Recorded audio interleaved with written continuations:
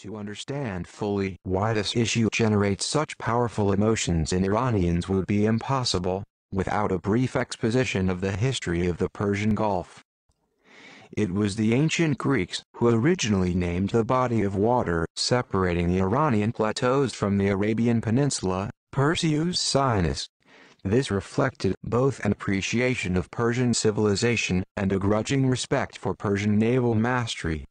Early Roman historians, in keeping with the traditions of the ancient Greeks, called the waterway Aquarius Persico.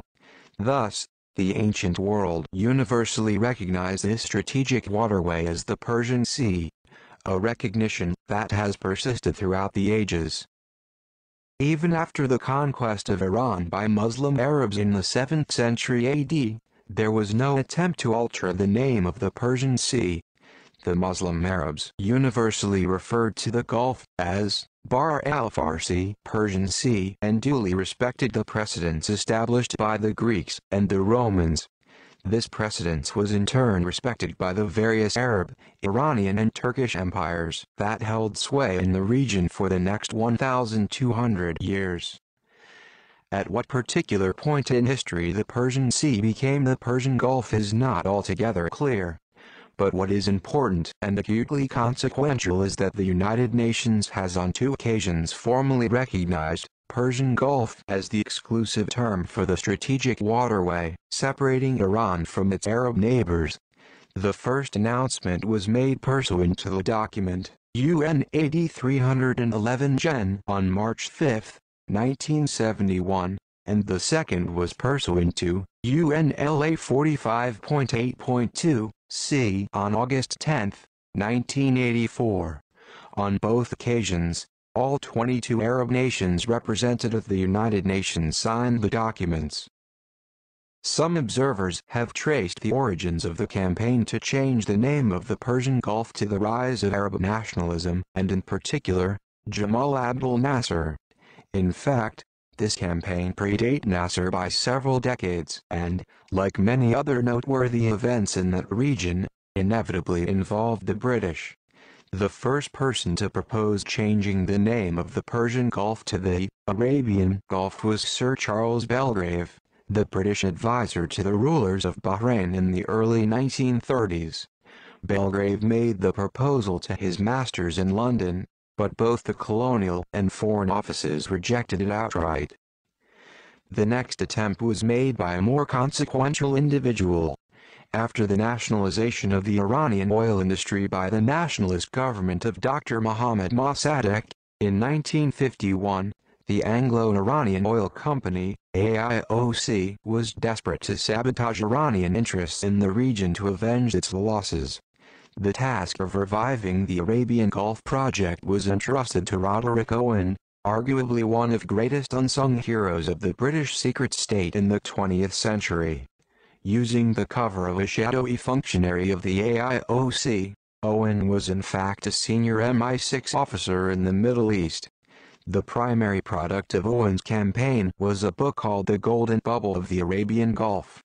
This book constituted the first literary work of any significance to popularize the term Arabian Gulf. Thus, the campaign to distort and eventually displace the historical term Persian Gulf originates in the retreat and defeat of British colonialism in the Middle East. However, there is no doubt that Nasser was the man, and the militant Arab nationalism that he represented was the ideology that popularized changing the name of the Persian Gulf to accommodate Arab chauvinism. Nasser was less interested in changing the name of international waterways than being seen to be confronting the Shah of Iran, who was almost universally disliked in the Arab world at that time. Nasser's Egyptian regime, using the financial resources of the small Arab sheikdoms on the western shores of the Persian Gulf, started the global campaign to change the name of the Persian Gulf, in earnest. The leadership of this campaign was gradually appropriated by the new Ba'ath regime in Iraq. The post-1968 Iraqi Ba'athist regime struck a close alliance with the government of Abu Dhabi, the most influential constituent of the embryonic United Arab Emirates. This relationship proved decisive as the Arab nationalist propaganda campaign of the Iraqi Ba'athists had recourse to the financial resources of the UAE. Interestingly, the government of Abu Dhabi retained its close alliance with the Ba'athist regime of Saddam Hussein right to the bitter end in April 2003. Several fake academic and research institutions were set up as fronts to propagate the politically motivated name, Arabian Gulf.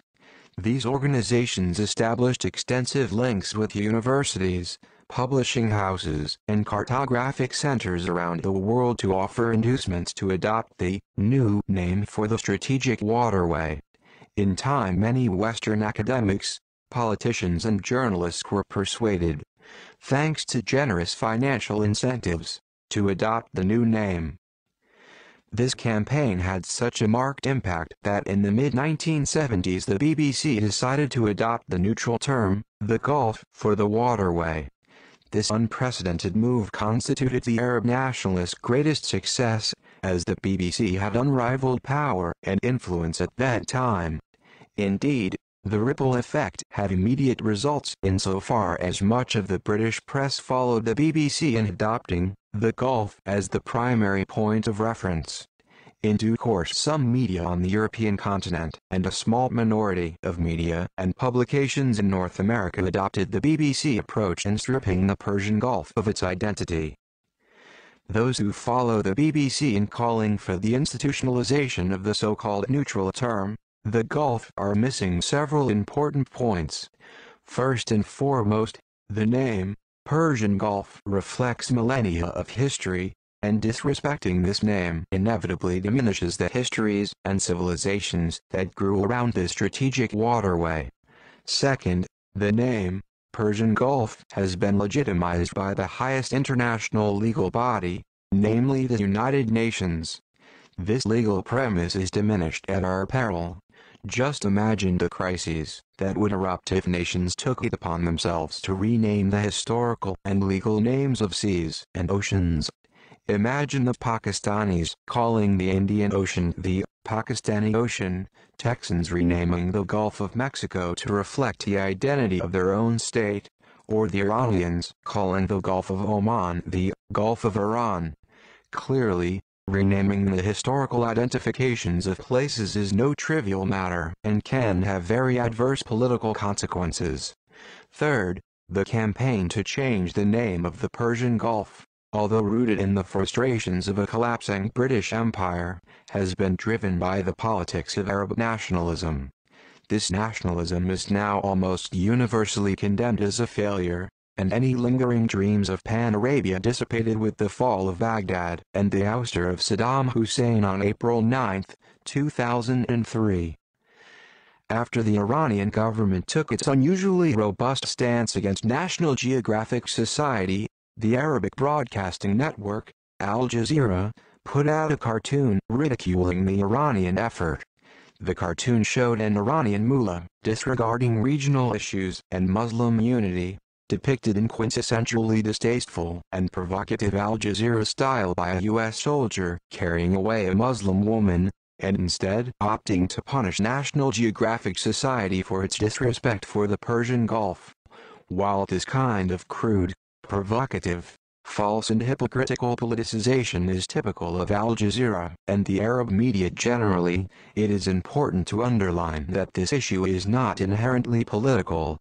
It is about the history and heritage of a waterway that has had a Persian identity for millennia.